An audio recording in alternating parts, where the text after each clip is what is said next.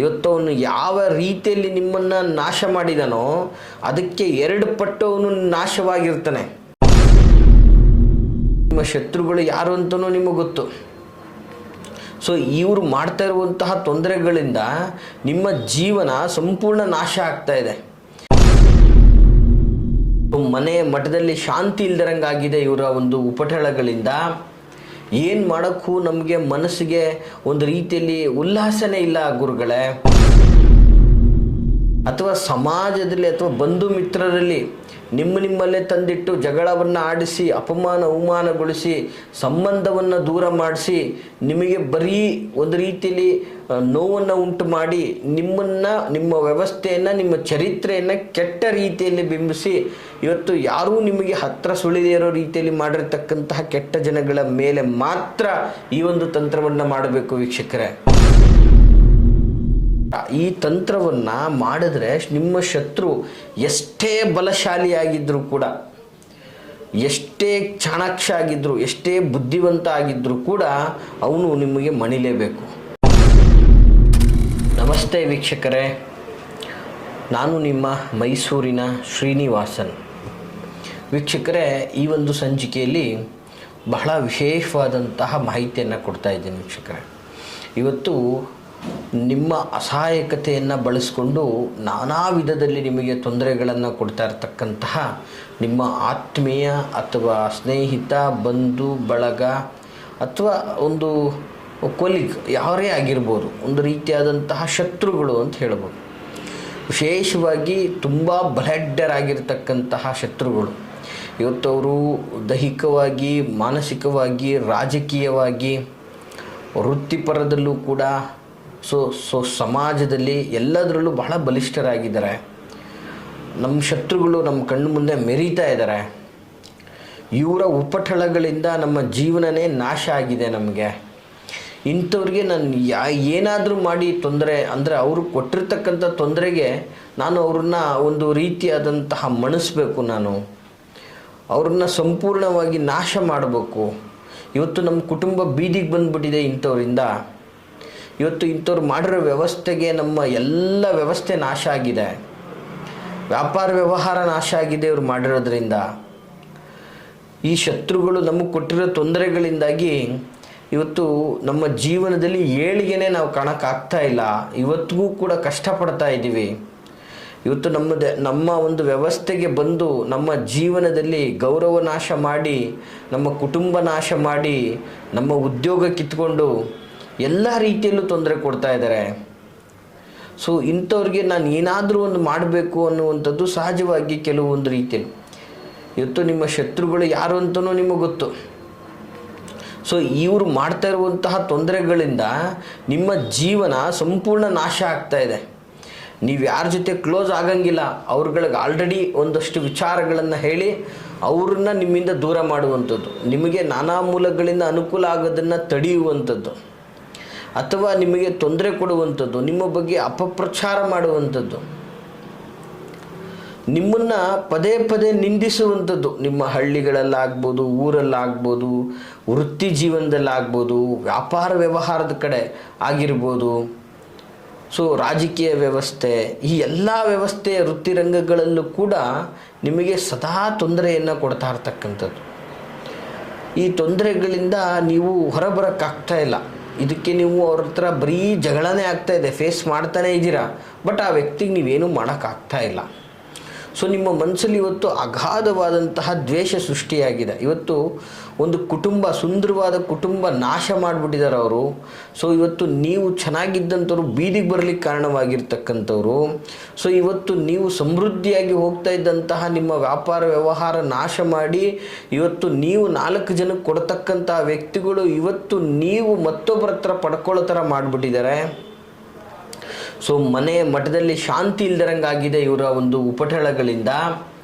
ಏನು ಮಾಡೋಕ್ಕೂ ನಮಗೆ ಮನಸ್ಸಿಗೆ ಒಂದು ರೀತಿಯಲ್ಲಿ ಉಲ್ಲಾಸನೇ ಇಲ್ಲ ಗುರುಗಳೇ. ಈ ಥರ ಎಲ್ಲ ಎಷ್ಟೋ ಜನಗಳು ವೀಕ್ಷಕರೇ ಇವತ್ತು ನಮ್ಮ ಬಳಿ ಬಂದು ಕಣ್ಣೀರನ್ನು ಇಟ್ಟಿರ್ತಕ್ಕಂಥದ್ದು.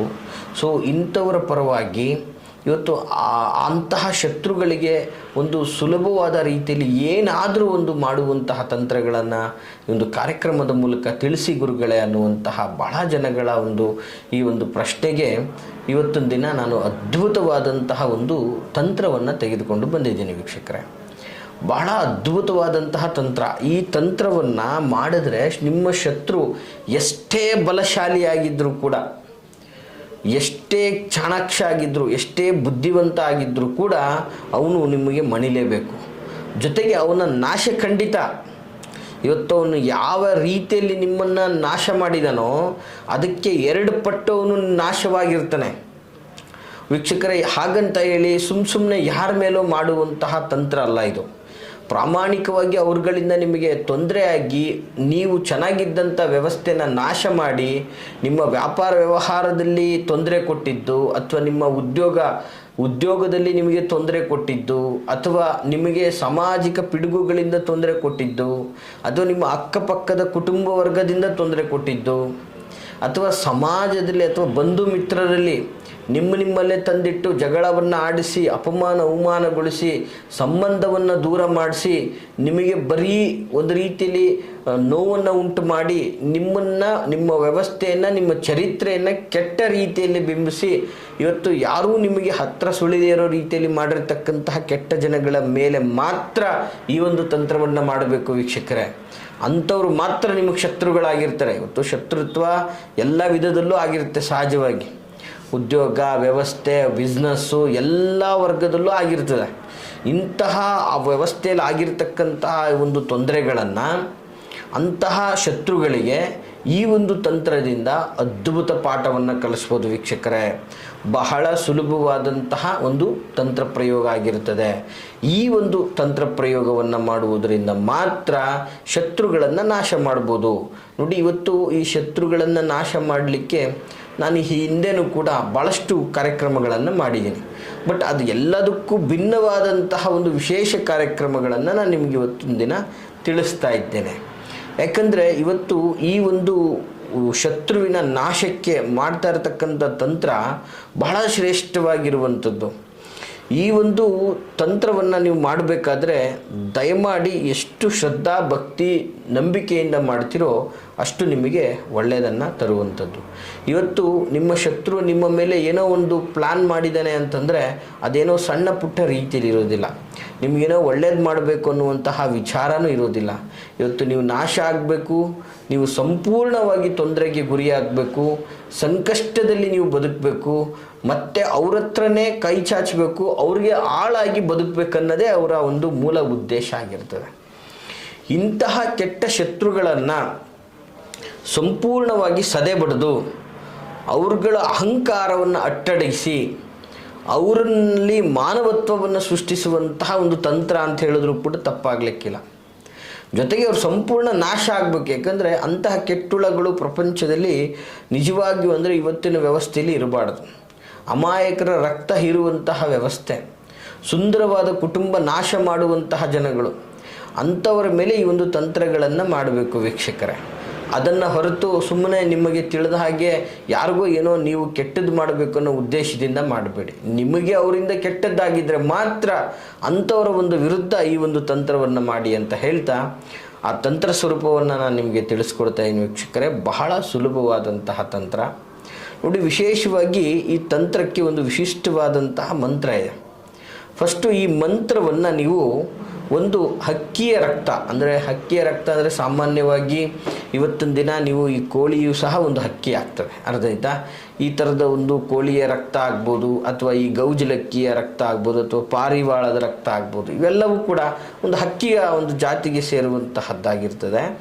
ಈ ಥರದ ಒಂದು ಹಕ್ಕಿಗಳ ರಕ್ತದಿಂದ ವಿಶೇಷವಾಗಿ ಮಾವಿನ ಎಲೆಯ ಮೇಲೆ ನೋಡಿ, ಸಾಮಾನ್ಯವಾಗಿ ಮಾವಿನ ಎಲೆ ಎಲ್ಲಿ ಬೇಕಾದರೂ ಅಲ್ಲಿ ಸಿಗ್ತದೆ. ಇವತ್ತು ನಮ್ಮ ಇರುವಂತಹ ಸೊಸೈಟಿಲಿ ಎಲ್ಲಿ ಬೇಕಾದರೂ ಅಲ್ಲಿ ಸಿಗ್ತದೆ. ಮಾವಿನ ಎಲೆಯಲ್ಲಿ ಹಕ್ಕಿಯ ರಕ್ತದಿಂದ ಈ ಒಂದು ಮಂತ್ರವನ್ನು ಬರಿಬೇಕಾಗ್ತದೆ. ಏನಪ್ಪ ಮಂತ್ರ ಸ್ವರೂಪ ಅಂತಂದ್ರೆ ವೀಕ್ಷಕರೇ, ನೀಟಾಗಿ ನೋಟ್ ಮಾಡ್ಕೊಳ್ಳಿ. ಬಹಳ ಸುಲಭವಾದಂತಹ ಮಂತ್ರ.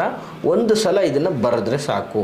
ಏನಪ್ಪ ಮಂತ್ರ ಅಂತಂದರೆ, ಓಂ ನಮಃ ಸರ್ವಕಾಲ ಸಂಹಾರಾಯ ಅಸ್ತೃಕ ಹಂ ಕ್ಲೀಂ ಪಟ್ ಕುರು ಸ್ವಾಹ ಸ್ವಾಹ ಸ್ವಾಹ. ನೋಡಿ, ಮತ್ತೊಂದು ಸಲ ಆ ಮಾವಿನ ಎಲೆ ಮೇಲೆ ಬರೀಬೇಕಾದಂತಹ ಮಂತ್ರ ಸ್ವರೂಪವನ್ನು ನಾನು ನಿಮಗೆ ತಿಳಿಸ್ಕೊಡ್ತಾ ಇದ್ದೀನಿ.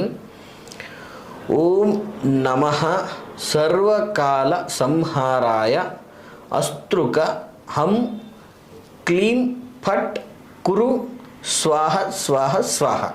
ಇದನ್ನು ಮಾವಿನ ಎಲೆ ಮೇಲೆ ಹಕ್ಕಿಯ ರಕ್ತದಲ್ಲಿ ಬರೆದುಕೊಂಡು ಅದರ ಕೆಳಗಡೆ, ಆ ಮಾವಿನ ಎಲೆಯ ಕೆಳಗಡೆ ನಿಮ್ಮ ಶತ್ರುವಿನ ಹೆಸರನ್ನೂ ಸಹ ಆ ಹಕ್ಕಿಯ ರಕ್ತದಲ್ಲೇ ಬರೆಯಬೇಕು ವೀಕ್ಷಕರೇ.